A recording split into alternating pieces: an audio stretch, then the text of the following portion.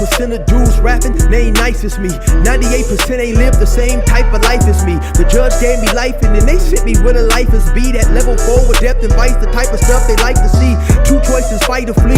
I refuse to die a chump. I never been a mark, but damn, it's scary when that riot jump. I seen dudes cry, get pumped, and some sexually brutalized. Knew a dude who lost his life and he was only doing 5 year-long racial fights when homie all you do is ride. Lonely days and nights up in a hole causing suicide. From the moment you arrive, you see the Mexican mafia, AB skinheads with big giant swastikas, pro-black philosophers, the BGF, the Kumi, and Muslims who will murk you from the nation to the Sunni. That MS was loony, quick to ride up on they rival. Even Christians went to church, hide knives up in a Bible. Political and tribal, the Crips and Damus, the Long Beach, the Hubs and the Dubs and the Grooves, the IE, the Bakersfield, the Dago Pyrus, the hustlers quick to roll, the gangsters don't move. Whatever click you choose, you better So yeah, you see the title.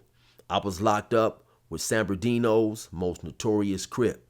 Now, when I went to the pen in '96, of course, for those of you guys that's been keeping up with my stories, you will know that I used to function with the IE car. And for those who may not know what the IE car is, the IE is the Inland Empire. Now, the Inland Empire is 2 counties made up of San Bernardino County and Riverside County. Now, all those individuals who were from those 2 counties, if they chose, they functioned under the IE car. Now, for those of you guys who may not know, by area, San Bernardino County is the largest county in the United States. So, of course, you know, all the individuals from those cities within those counties, once again, if they chose, we functioned under one collective. You know, there was Crips, there was Bloods, there was non-affiliates, and, you know, we functioned together pretty much just for the protection and to keep safe of those individuals from those counties who may have been from smaller cities, you know, in order to, once again, make sure people wasn't harassed, bullied, victimized, so on and so forth. Because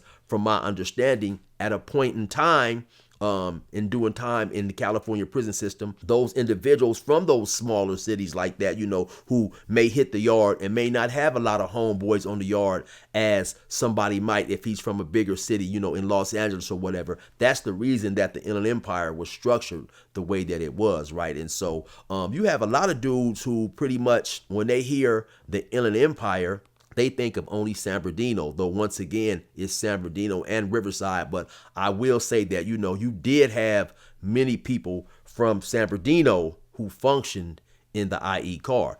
Of course, as individuals do when they're locked up in prison, right? You'll have dudes sit back sometimes and, you know, tell war stories and talk about things that went on in their hood. Now, keep in mind, I got locked up in '96, right? And so that definitely was a different era back then. While being around a lot of dudes from San Bernardino, Crips and Bloods, right, I would often hear one name come up over and over and over from different individuals, regardless of what part of San Bernardino they was from, right? And that one name was Little Daniel. They say this dude was notorious, you know. His name often came up in a lot of shootings, right? And after a period of time, I heard about this dude so much. For one, it was like it was mythological, right? It was almost like folklore, like the dude didn't exist. And for 2, I felt that I knew this dude because I would hear dudes tell these extremely detailed stories about being chased and shot at by Little Daniel. Right now, a lot of dudes used to refer to Little Daniel as the Billy the Kid of the West Side, man, because the dude was a young looking dude. He had a devilish smile, but he was no joke, man. And he was of small stature, right? And so he was brown skinned, because I eventually bumped into this dude later on, right? After hearing about him over and over. I remember him probably being maybe 5'6", 5'7". He may have not been that big, you know, maybe 155. But of course, a lot of times when dudes go to prison, you know, they eat, they lift weights, and they put on some weight, you know. But the name Little Daniel was given to him because he was a little dude. And they say the dude often toted pistols that was damn near twice his size, you know. They say this dude would hop out blowing at dudes with these big old giant guns, and they say the dude seriously was no joke, right? There was a dude on the yard, actually, a friend of mine, good friend of mine from the Heights, who told me that Daniel had jumped out on him one day and was busting at him. And also, he was always known to be in the White Ghost. Now, the White Ghost was what they called his car. He happened to drive, I believe it was a Chevy Caprice. I'm not quite sure about the year, possibly in 1976, right? But they say he would pull up on you with that White Ghost, and next thing you know, he'd go to blowing. People say he'd pull up, or they see that car and they say, "Oh man, little Daniel," and dudes would just take off running, man. I'm telling you, these are the stories I was hearing over and over about this dude, little Daniel, man. They say this dude was nothing to be played with, man. I heard many times a dude would leave school in the morning and he'd be walking to school. He'd look down the street. It's like, damn, he'd look and see, and the lights would pop on that Caprice, and the car would vroom and start up and get on their ass, and it would be little Daniel, and dudes would take off running. They say this dude was seriously no joke, and I bullshit you not when I tell you I heard his name over and over and over from different individuals around all areas of San Bernardino. Now, these wasn't his homies talking about him. He specifically was from an area known as the California Gardens. But these wasn't dudes from California Gardens talking about him. These were dudes from the projects. These were dudes from Delman Heights and other gangs out there in San Bernardino that were not getting along at that time, right? But they always gave little Daniel his props, man. This dude's name, according to these individuals, would come up over and over in shootings. You know, he'd park outside a party, shoot the party up. Then they say the next day you would see the dude at the drive-through dairy, which is a dairy in his neighborhood, getting the orange juice or whatever. They say the dude was visible. It was like, you know, "Oh man, did you hear little Daniel shot up the party last night?" Then you see him driving down the street. So it was almost like, man, this dude was larger than life, man. And they say his name just came up all the time. Him and that White Ghost, you know, that Caprice, you know, they was always together. It seemed like from the stories that I heard about little Daniel, right? And of course the White Ghost, you know, they say the same way the Lone Ranger and him and his horse Silver was together. Little Daniel was with that Caprice, right? At some point in time, now, it wasn't just like little Daniel was running around shooting at everybody. From what I'm hearing, people was also, you know, shooting back at little Daniel. And at some point in time, somebody had shot up the white car that he used to drive, the White Ghost, and there was a lot of bullet holes in it. And they say that Daniel still would pull up in the car with the bullet holes in it and go to shooting and get active in that thing, you know. So after years of hearing about this dude from numerous and different people, I'm in Ironwood, I want to say maybe around 2000, 2001. And lo and behold, who pops up on the yard? Billy the Kid of the West Side. It's little Daniel. Now, little Daniel was from, as I mentioned earlier, a gang in San Bernardino known as the California Gardens, and they, of course, are Crips. Now, the California Gardens is unusual, especially back in that time, because even though geographically they was located in the Inland Empire, they was a gang that did not claim IE.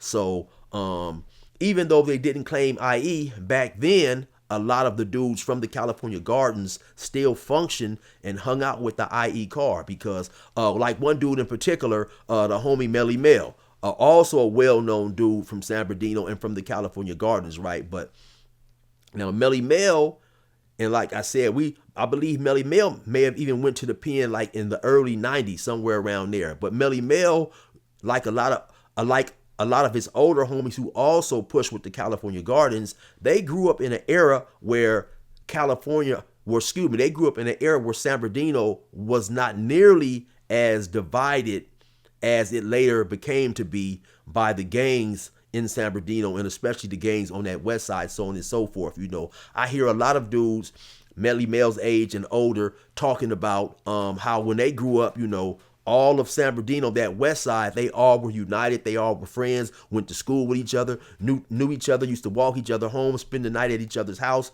before these gang beefs started, and they split certain areas of San Bernardino, like in other areas, you know, where you hear a lot of individuals who have grown up together, and suddenly some war starts off. Now this dude who they have went to first, second, third, fourth, and fifth grade, now their section of town or their side of town is no longer friendly with individuals who they have been knowing all their lives, right? So you had dudes like that who still function with the car. But when little Daniel pulled up to Ironwood, little Daniel definitely did not function with the IE car.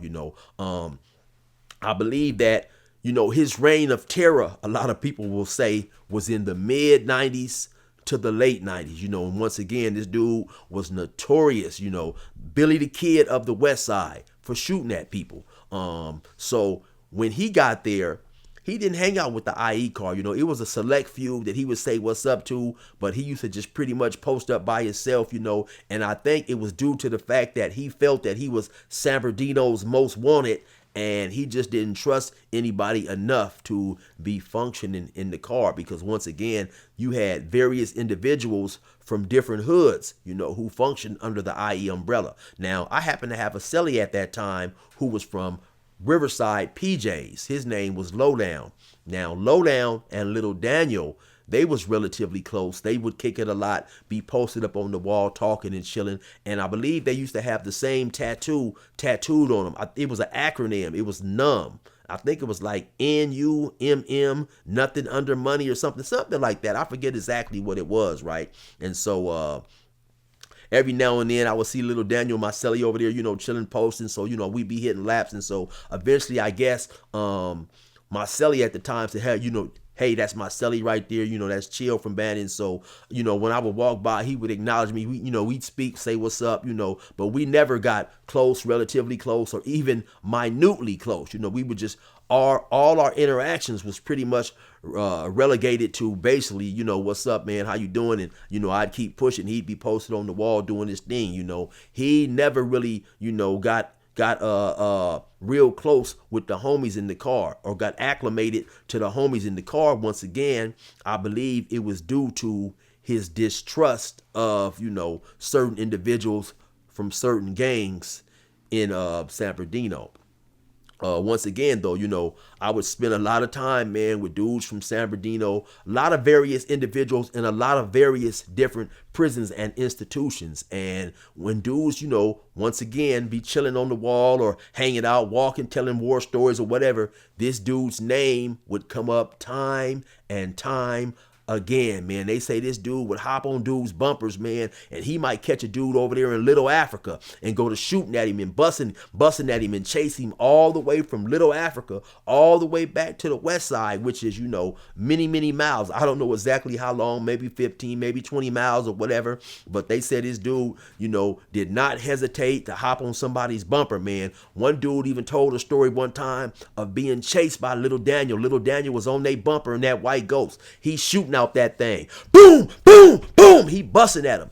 The dude tells a story of driving past the police. The police is on the side giving somebody a ticket. The dude is relieved when he see the police because he's thinking, okay, man, Little Daniel gonna get off my helmet. He said he'll be damned if Little Daniel flew right past the police and he didn't give no fucks about what was going on. He stayed on they bumper dumping. Boom, boom, boom. Just, so Little Daniel, and they say he had a cold little crew with him. They say it was no joke, man. So Little Daniel, from all the reports I got about the dude, he definitely was a notorious dude. And then once again, like I said, when he did pull up on the yard, by me hearing so much about him, and then to look at the dude and see that the dude was maybe 5'5", 5'6", whatever, not big at all, and he had instilled so much fear into so many people, it was crazy. Because once again, like I said, man, dude, it was a dude there on the yard. He said, Little Daniel pulled up chasing him one time. Dudes would see the car and say, oh, man, there's Little Daniel. There's Little Daniel. And just take off running at the sight of that white Caprice.